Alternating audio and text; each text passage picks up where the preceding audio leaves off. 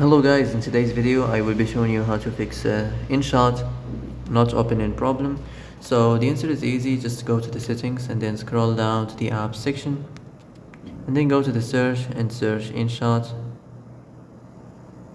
and then go to the storage, and here you will find this clear cache option. Click on it.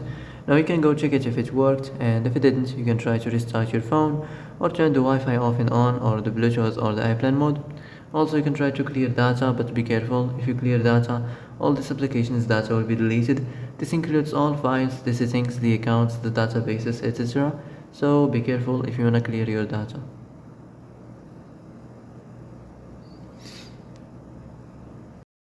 And that's it for today's video. I hope this is the answer you've been looking for. If you like this video, don't forget to like and subscribe, and see you in the next video. Thanks for watching.